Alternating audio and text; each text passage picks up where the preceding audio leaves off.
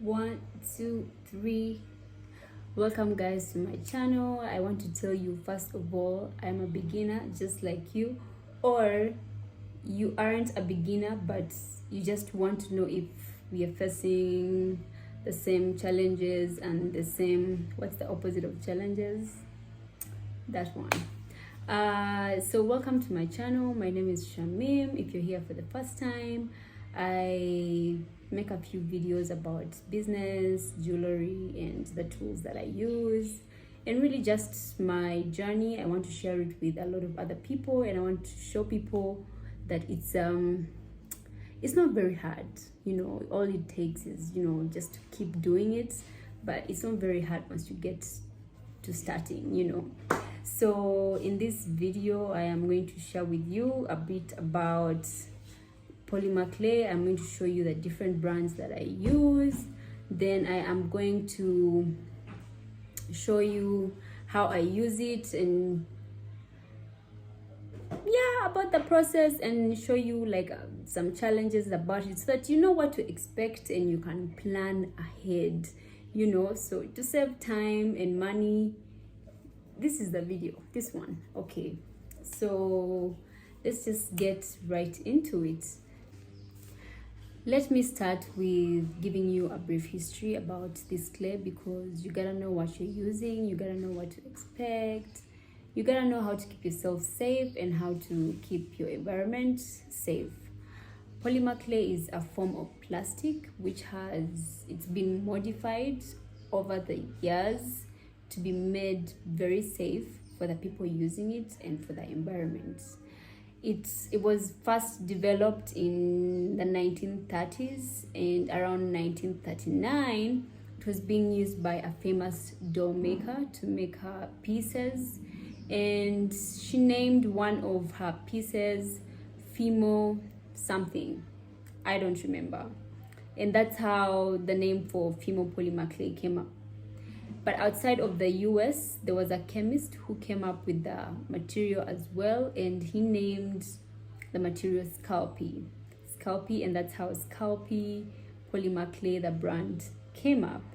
And it was a misunderstood material then, because people were trying to know if it's a kids modeling tool material, or if it's something that artists can use to actually make their work that can end up in museums. And it also came out around a time where there was a reputation of plastics being an environmental hazard. So it went through a couple of challenges before it could get that recognition. So and it took around 2010. That's when a group of polymer art pioneers convinced museums for their work to end up alongside long established mediums, other materials that were used in the art industry.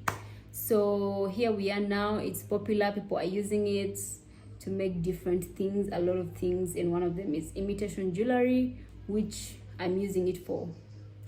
So now I'm going to just tell you about each brand of the clay and what I've noticed and what I've learned. So the first clay that I ever bought was fimo polymer. It comes in very many colors, of course, you already know that, and I like it very much, except it's a bit harder than the other brands. It's when you're conditioning it, you're gonna need a softener. So when you're buying fimo clay, make sure to buy a sculpey softener. I'm sure there are other brands, but you can buy a softener, and if you're using it, you only need a few drops, just a few drops. Otherwise the clay becomes very soft, and it's hard to use it for certain designs. So expect this one to be a little harder than the other brands. If it's hard, that means the process for conditioning it is gonna take a longer time, but it's also nice if you are making pieces that do not require like too much conditioning. For example, when I use my white, I don't I usually use it for the base of the earrings sometimes, and I don't need to condition it too much. I wouldn't say, is it condition it too much? It doesn't need to be very soft. That's the right word. You need to condition it, but it doesn't need to be very, very soft. Okay, and I bought, the next time I bought the other brands, I bought Sculpey. I like Sculpey very much. It's soft, it doesn't take long to condition. It comes in very nice shades, and you know, they put some crystals inside there, you know. So Sculpey is gonna be your best friend. And then we have Cernit. Cernit is, I don't think I've used enough of it to know everything about it, but so far it's okay. It's not hard, it's soft, it's not very soft, it's just okay, the right amount, you know. So I think I'd put it there with Sculpey. And then we have Kato Polyclay. I've been calling this Kato Clay for some time, you know, and I just realized when I was recording this video, but like the other one, you know, that I've deleted, Kato Polyclay is really good too. It's soft, not soft as Sculpey, but it's soft, it's good enough. And yeah, I think they're all very good buys. They're all brands that you will need for particular pieces.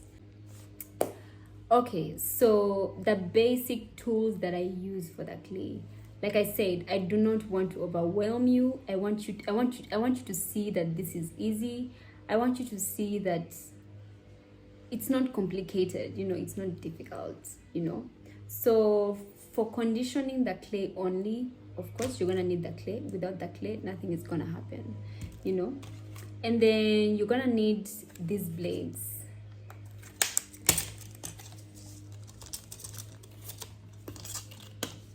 You're gonna need blades to cut the clay, and there are actually 3 of these. I don't know where the third one is.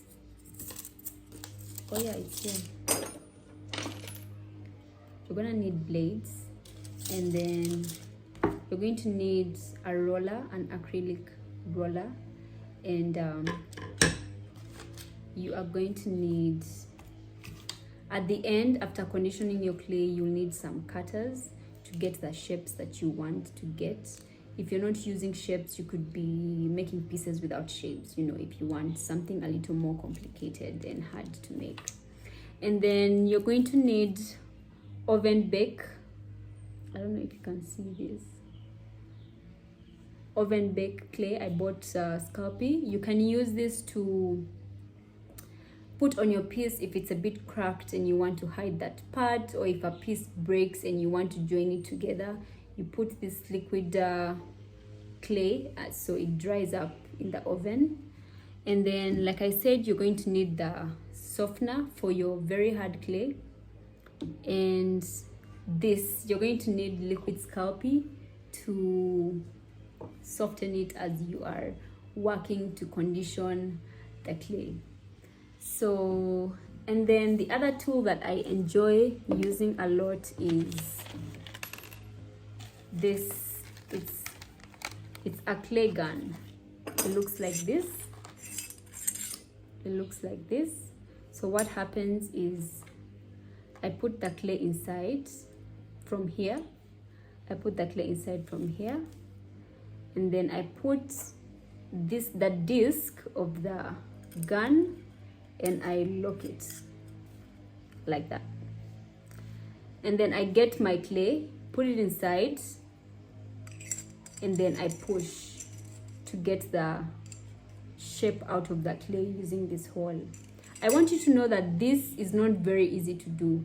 It's very hard. Like, I actually take breaks doing this, especially if the clay is not very well conditioned. You're gonna push and you're gonna take a rest. You know, it's not very, very easy to use. There's a larger one, I think, that I wanted to get, but I didn't manage to get. Maybe it's easier to use, but this one, I want you to expect that. I have a few sculpting tools that I use. One of them is here, and I didn't put the other one very, very close to me. Maybe I'll show you in my next video. So now let me show you the process.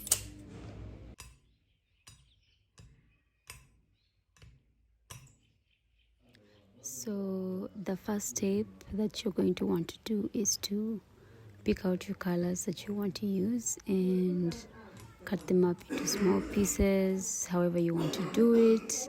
And you can use the liquid sculpey and the softener for certain clays that are harder for fimo to make it soft, and work your clay and start conditioning it.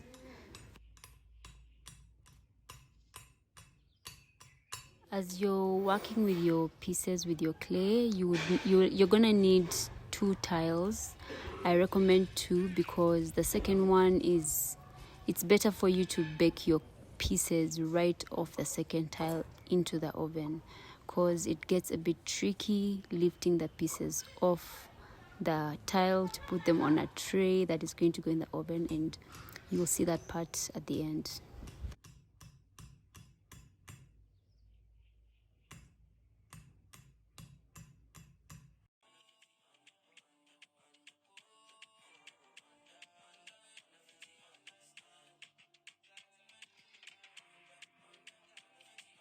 So after conditioning the clay with my hands, I use the pasta machine you're seeing over there, and it helps to condition the clay further and better. And if you see your clay cracked and has some bubbles, just keep conditioning it. But then also remember to get the right amount of thickness out of the clay. If it's too thin, it's going to cut. So you have to watch out for that.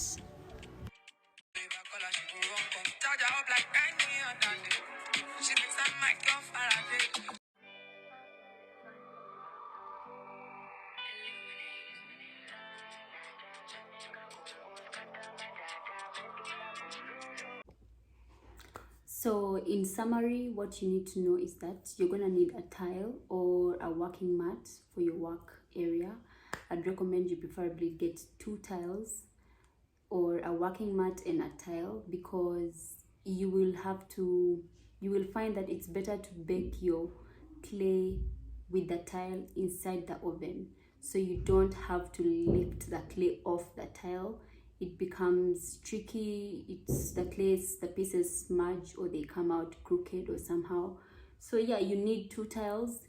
1 tile that you know you're gonna carry and put straight in the oven, and you're gonna need a pasta machine. It will really come in handy to condition that clay, because your hands won't do everything.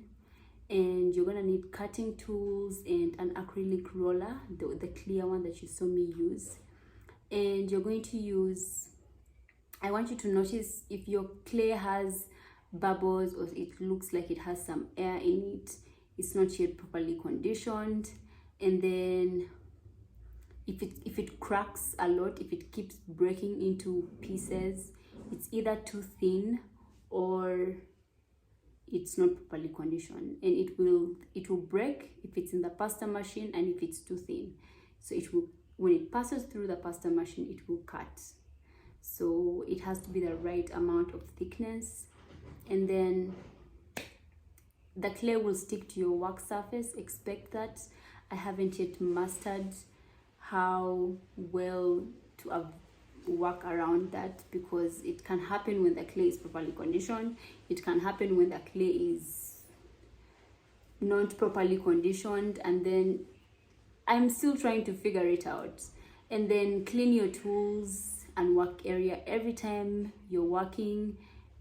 With every process and every step, do not forget to clean your pieces, and then wear gloves, because it will save you a lot of time. So yeah, thank you for watching this video. Thank you for staying up to the end. And if you like this video, please give it a thumbs up. You can subscribe. I will be putting up more videos like this. And if you want to learn anything else, you can leave it in the comment section, and I will be there to reply and, you know, to take your notes on whatever you say. So yeah, thank you very much, and hopefully I will see you in the next video.